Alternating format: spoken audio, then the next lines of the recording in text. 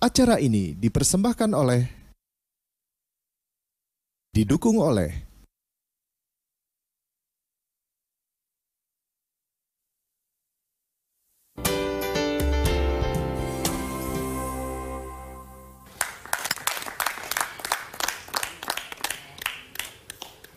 Iya, kembali di Insight Indonesia Infrastructure. Pemirsa, sudah ada penelpon di 0215155111. Halo, selamat malam. Sudah terhubung? Ya, selamat malam. Dengan siapa di mana?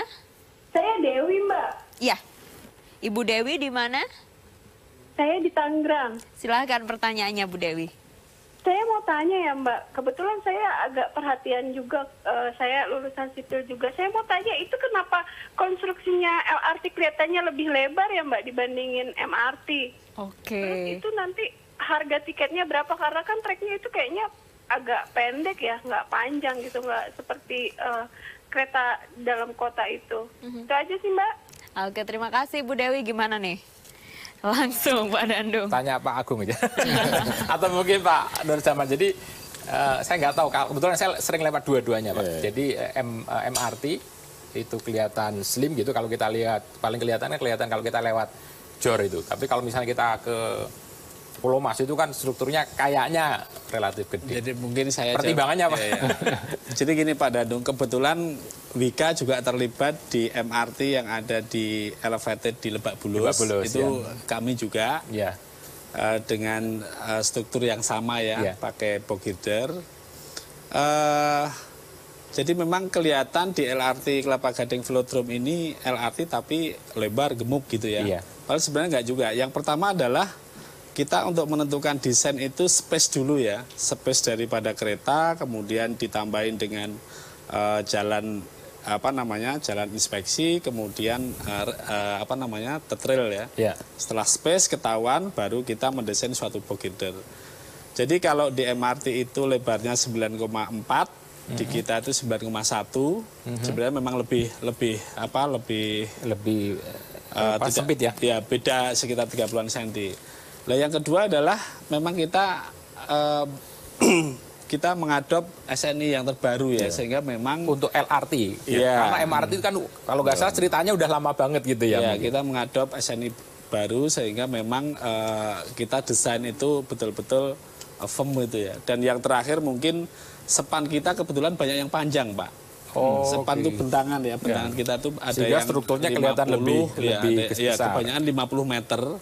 Kalau yang lain kebanyakan 40 meter ya, kita tuh 50 meter bentangnya, sehingga memang kita perhitungkan itu struktur yang panjang, sehingga memang tidak bisa kecil gitu ya.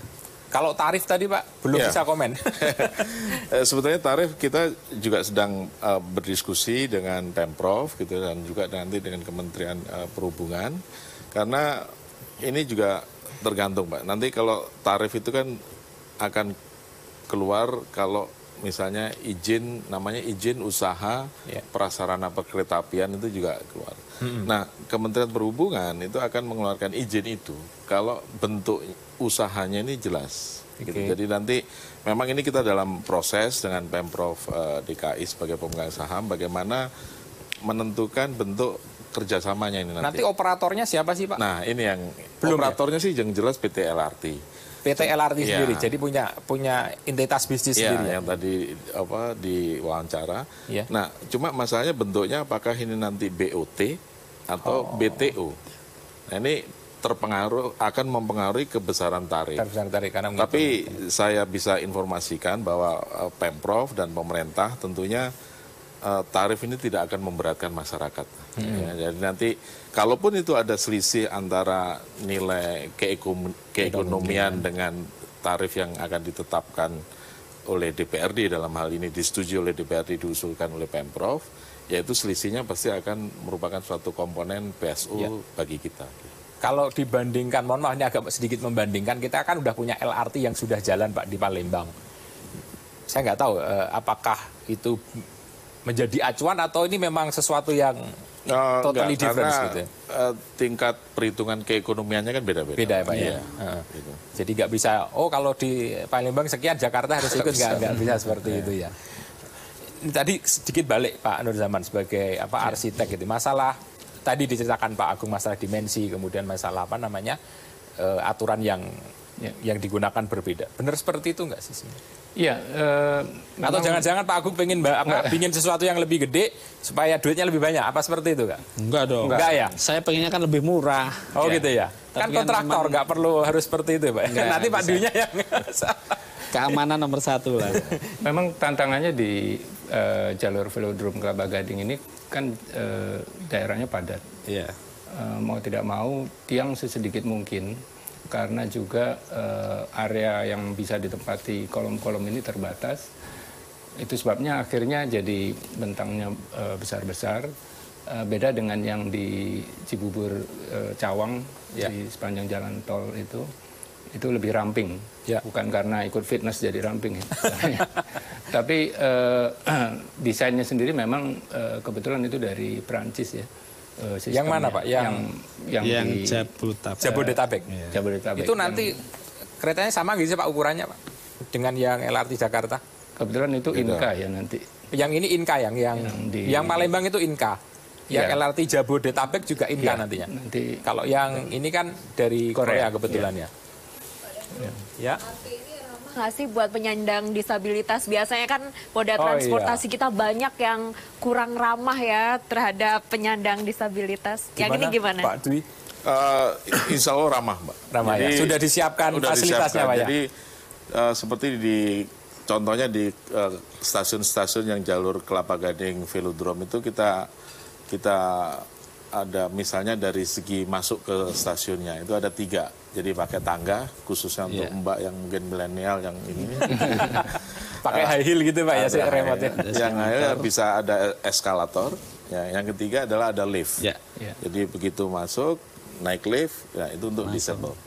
Dan di LRT-nya sendiri pun, di trainnya sendiri pun itu memang udah disiapkan bangku-bangku yang khusus untuk disabilitas. Mungkin tanya Pak Iwan yang di sebelah Mbak Ayu. LRT Jakarta gimana Pak? Nanti sebagai operator apa yang sudah disiapkan? Mungkin bisa dijelaskan Tadi saya dapat sedikit bocoran. Kira-kira bulan Desember akan mulai realisasinya atau seperti apa targetnya Pak Iwan? Ya, terima kasih. Dari kami sendiri sebagai project owner itu memberi target ke kontraktor supaya ya bisa lebih cepat ininya proyeknya. Jadi mungkin itu menjadi tantangan juga bagi kontraktor. Kemudian mengenai fasilitas-fasilitas yang betul yang dikatakan oleh dirut kami bahwa kami benar-benar memperhatikan fasilitas untuk difabel, bukan hanya aksesnya tetapi tanda-tanda untuk akses mereka bergerak di peron itu kita sudah siapkan. Begitu juga dengan fasilitas di dalam keretanya. Kemudian seperti yang ini kan juga tadi mengenai transfer antar modanya, memang di velodrome sendiri itu kebetulan kita ada proyek juga di situ velodrome. Jadi transfernya dari stasiun velodrome ke stasiun Transjakarta itu melintasi public space yang ada di velodrome itu. Jadi itu yang menjadi concern kami. Jadi penumpang-penumpang itu menjadi menikmati public space yang ada di situ sebelum nyampe ke stasiun. Target kapan bisa kita pakai, Mbak Ayu? Gak sabar pasti ya. Targetnya kapan nih?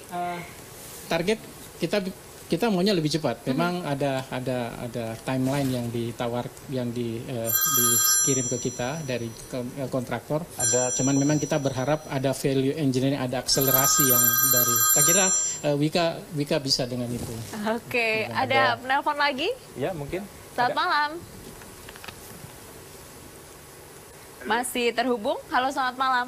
Ya, selamat malam. Dengan siapa di mana? Dengan Handi di Bandung. Pak Handi, silakan pertanyaannya.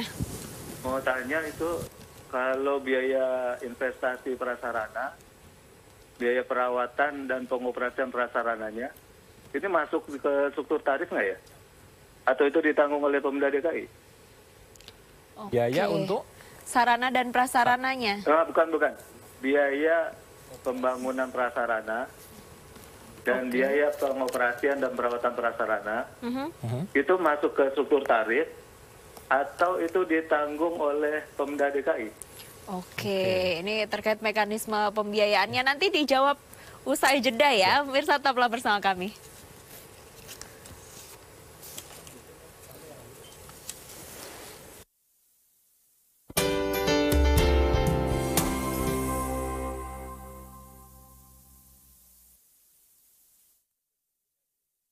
Acara ini dipersembahkan oleh didukung oleh